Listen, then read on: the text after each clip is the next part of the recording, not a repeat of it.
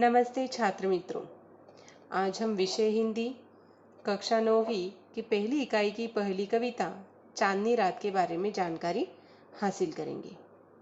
इस कविता के कवि हैं मैथिली शरण गुप्त। मैथिली शरण गुप्त के काव्य में अधिकतर भारतीय संस्कृति तथा राष्ट्रीय भावनाओं के दर्शन होते हैं।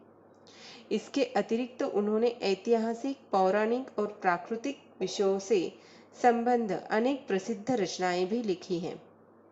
प्रस्तुत कविता गुप्त जी के पंचवटी काव्य का एक अंश है। इसमें उन्होंने प्रकृति की छटा का सुंदर वर्णन किया है। कवि ने अपने शब्दों में चांदनी रात का मनोहारी वर्णन चित्रित किया है। पंचवटी यह काव्य खंड काव्य उन्होंने भगवान राम के ऊपर लिखा हुआ है। जब भगवान राम, लक्ष्मण और सीता वनवास के लिए निकले थे, तब वह पंचवटी में रुके थे।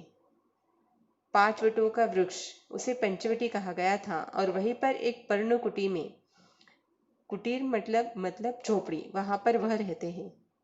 रात के समय लक्ष्मण जी बाहर बैठकर उनकी रक्षा किया करते थे।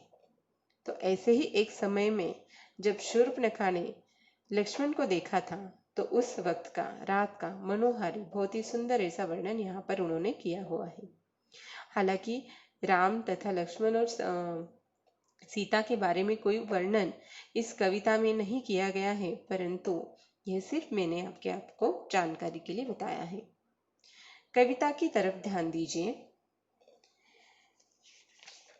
चारों चंद्र की चंचल किरणें खेल रही हैं जलथल में, स्वच्छ चांदनी बिछी हुई है अवनी और अंबर तल में। चारों चंद्र यानी कि खूबसूरत सा चंद्र, उसकी चंचल किरणें जलथल में खेल रही है, मतलब पानी तथा थल यानी कि जमीन पर वह झिलमिल करती हुई दिखाई देती है। ऐसा लगता है जैसे वह जल और जमीन के साथ खेल रही हो।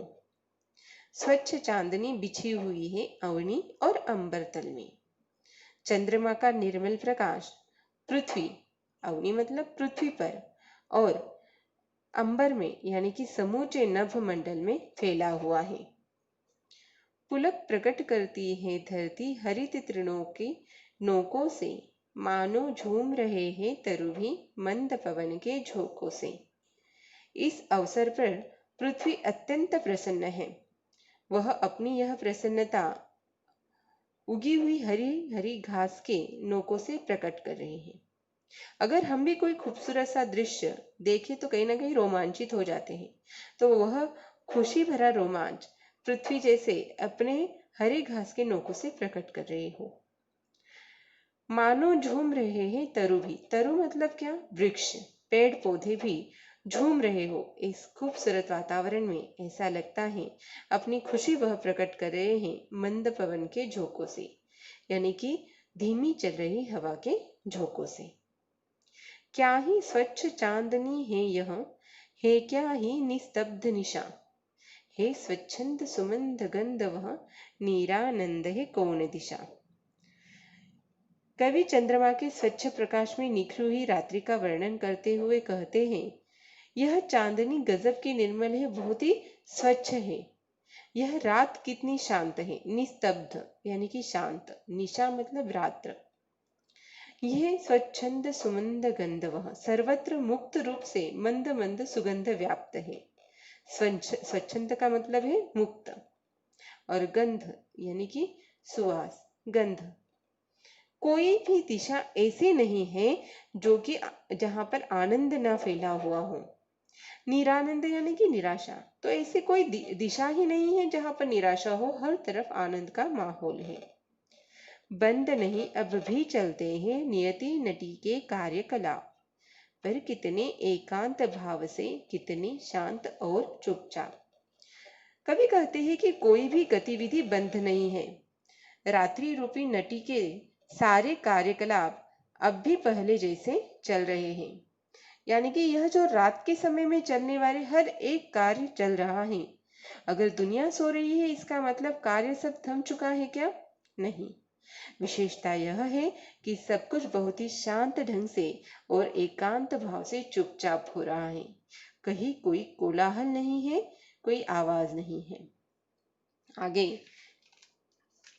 हे बिखेर देती वसुंधरा मोती सबके सोने पर, रवि बटोर लेता है उनको सदा सवेरा होने पर। कवि चांद तारों की तुलना मोतियों से करते हुए कहते हैं कि जब सब लोग सो जाते हैं तो पृथ्वी, वसुंधरा मतलब पृथ्वी, वह चांद तारे, वह मोती रूपी चांद तारे आकाश में फैला देती है। और जब सवेरा होता है, सूर्य का आगमन होता है, रवि मतलब क्या, सूर्य, तो हर तरफ उजाला फैल जाता है। और सूर्य के प्रकाश के कारण आकाश में चांद तारे दिखाई देते हैं क्या, नहीं। तो जैसे रवि यानी कि सूर्य उन सारे मोतियों को बटोर लेता है सवेरा होने पर। आगे, और विरामदायिनी अपनी संध्या को दे जाता है, शून्य श्याम तनु जिससे उसका नया रूप छलकाता है। देखिए, कवि कहते हैं कि सुबह होने पर बटोरे हुए ये चांद तारे रूपी जो मोती सूर्य के पास होते हैं ना, जब सूर्य शाम को विश्राम करने के लिए चल देता है, वह डूबते समय संध्या को, शाम को, वह सारे चांद तारे, वह मोती सौंप जाता है। यानी कि सूर्य के डूबने के बाद संध्या के समय में, रात्रि में फिर से वह चांद तारे हमें आकाश में दिखने लगते हैं, फिर चमकने लगते हैं। इससे रात्रि की कालिमा क्या हो जाती है, प्रकाशमान हो जाती है। भले ही अंधेरा हो रात्रि में, लेकिन चांद तारों के निर्मल और धीमी ऐसी प्रकाश में, मध्यम ऐसे प्रकाश में हमें एक नया ही माहौल देखने को मिलता है। पंचवटी की छाया में है सुंदर पर्णकुटीर बना, उसके सम्मुख स्वच्छ शिला पर धीर वीर निर्भीक मना। कवि ने पंचवटी का वर्णन करते हुए कहा है कि पंचवटी यानी कि 5 वट वृक्षों का समूह, उसकी छाया में घास फूस पत्तों से बनी हुई छप्पर वाली एक सुंदर झोपड़ी बनी हुई है। पर्ण कुटीर, पर्ण मतलब क्या, पत्ते, कुटीर मतलब झोपड़ी। उसके सामने एक साफ सुथरी शिला है, पत्थर है, बड़ा सा पत्थर, शिला।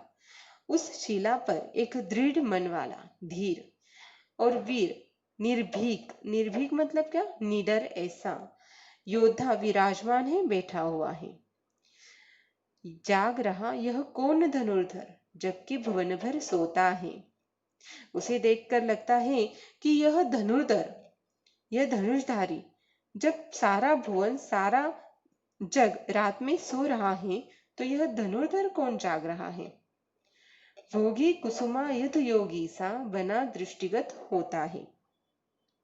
कवि कहते हैं कि यह कामदेव सा भोगी, कुसुमायुध, भगवान कामदेव को भी कहा जाता है, तो उसे देखकर ऐसा लगता है यह कामदेव सा भोगी, कोई सन्यासी जैसा कौन दिखाई देता है। दृष्टिगत होता है मतलब क्या, दिखाई देता है।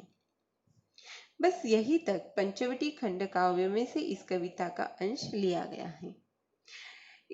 इस पूरी कविता में रात्रि का बहुत ही खूबसूरत ऐसा मन लुभाने वाला मनोहारी वर्णन कवि मैथिली शरण गुप्त जी ने किया है। देखिए, कविता के ऊपर आपको सवाल पूछे जा सकते हैं। किरणों के खेलने का स्थान, पहली 2 पंक्तियों में आपको उत्तर मिल जाएगा। जल और थल, जल मतलब पानी में और थल मतलब भूमि पर। यहाँ फैली हुई है चांदनी। सवाल ऐसा हुआ तो आपको चौथी पंक्ति में ही उत्तर मिल जाएगा। अवनी और अंबर, अवनी मतलब पृथ्वी पर, अंबर मतलब आकाश में। चांदनी रात की 2 विशेषताएं। चांदनी रात में क्या होता है, किरणें खेलती है और का सब तरफ स्वच्छ चांदनी बिखरी हुई है। धरती खुशी व्यक्त करती है, कैसे व्यक्त करती है, तो हरी घास की नोकों से, जिससे पेड़ तेज गति से इधर से उधर झुकते हैं, वह क्या होते हैं, झोंके, पवन के झोंके। देखिए, इस पद्यांश में हमें सौर मंडल का एक प्रसिद्ध ग्रह का भी नाम मिला है। आप बोलेंगे सौर मंडल का प्रसिद्ध ग्रह, तो पृथ्वी, यह सौरमंडल का एक ग्रह है जिस पर हम रहते हैं। वह उत्तर आएगा। सुंदर कहा गया है जिसे वह, किसे सुंदर कहा गया है? तो चंद्र को। देखिए, इस तरह के प्रश्न आपको पूछे जा सकते हैं और साथ में जो आखिरी स्वमत वाला एक प्रश्न होता है उसमें भावार्थ, कविता का भावार्थ, जो भी पंक्तियां आपको दी जाएगी उसका भावार्थ पूछा जा सकता है, जो कि प्रश्न आपको 2 अंकों के लिए होगा। तो उस प्रश्न का उत्तर आपको जरूर लिखना है। कविता समझनी है, पंक्तियों को समझना है और जो अर्थ आपको समझ में आता है वह जरूर लिखना है। यहीं पर हमारी चांदनी रात यह कविता खत्म होती है। धन्यवाद।